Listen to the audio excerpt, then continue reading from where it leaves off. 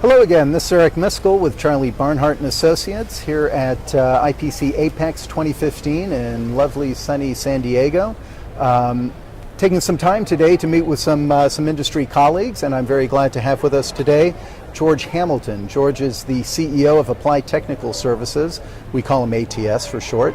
It's a contract manufacturer, North American based, with facilities both in Washington State and in Mexico.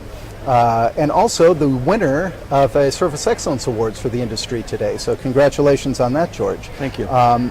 Known George for many years. They've been and visited. I've been fortunate to be able to visit your facilities, both up in Seattle, north of Seattle, excuse me, and down in Mexico.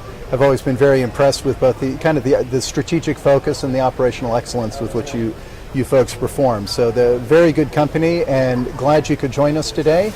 A pleasure. Thank you very much for sitting down and being one of my victims. Sure. And you've been in this industry for about 30 years now, if I'm not mistaken, right? And, correct. And EMS is not an easy industry. So, why did you choose this direction 30 years ago? Why EMS? The industry fits me. I like the industry.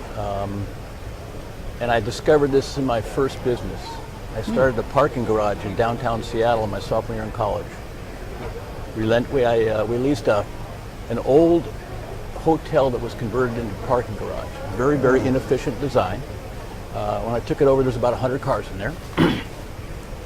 Self-park, it would do about 80 cars. Mm-hmm. And we managed to build that business up to where we had 215 cars in there. Mm-hmm. And you can imagine an old hotel, parking cars, 10, 15, 20 cars deep, that far apart. I had a 4-man crew in the morning, college students, and a 4-man crew in the afternoon.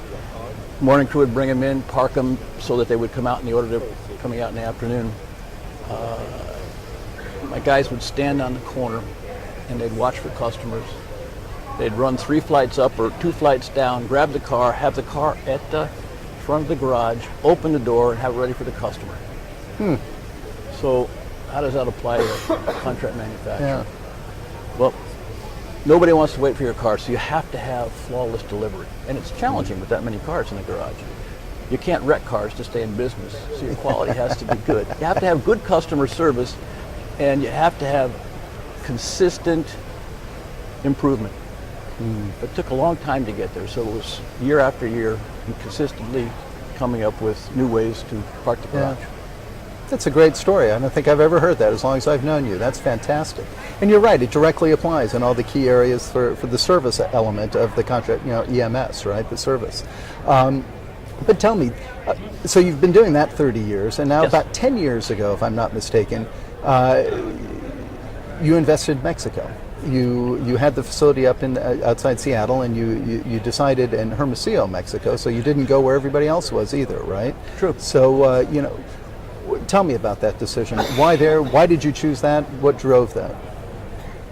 12 years ago, we had a customer that had grown to the size where they really needed a low-cost region. Mm-hmm. And like everybody else, I went to China. I knew that was where we needed to be. Yeah. I spent 6 months in China looking at facilities, looking at regions, looking at greenfields.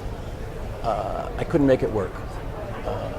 The customer generated 300 ECNs a year. So you can imagine, the only way it makes sense is to bring it on a boat, and 4 weeks of inventory on the boat didn't make any sense. So we started looking at Mexico. Started with the border towns, didn't like that. I loved Hermosillo.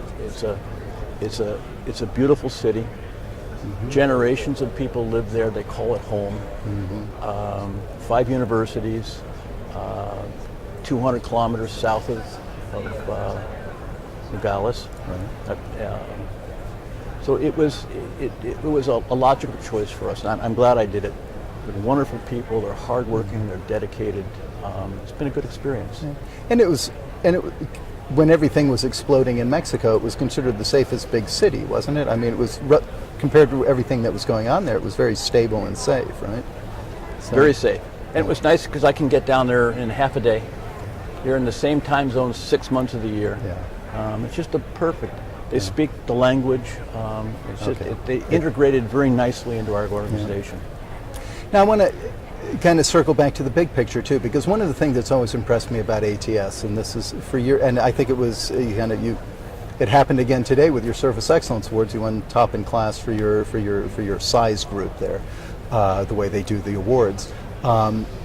Is your customer stickiness. You have long-term relationships with customers, which in this industry, we talk about this a lot.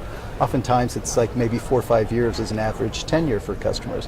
And you have ones that are 3-4 times that, who are customers. And that's always been a very impressive piece, I think, to your operations. How do you explain that? Without giving away the secret sauce here, obviously. Our top 6 customers have been with us anywhere from 16 to 23 years. How do we keep them? How do we take care of them? First of all, we have good customers, customers that appreciate what we do. And I try and surround myself with people that need that kind of recognition, that drive towards that kind of recognition. And then you put a couple of metrics in place, like the Customer Service Award. So every year we sit down with the customer and we ask them, what's it going to take to get perfect scores for on-time delivery, quality, value, technology, and responsiveness. And we spend the entire year driving towards those metrics. And that's how we win these awards. But also I spend a lot of time with my counterparts at my customers, understanding their industry, understanding their business, and finding ways to help make them successful. It's funny, as the way you started with the story about the parking garage and everything, and kind of as you said, you started there, and what you learned there are principles that continue in what you're doing today. And that's, and again, as evidenced by the award again today. And so thank you for that, and thank you for the time, and again, congratulations, and I wish you nothing but continued success. Thank you, sir. Thank you.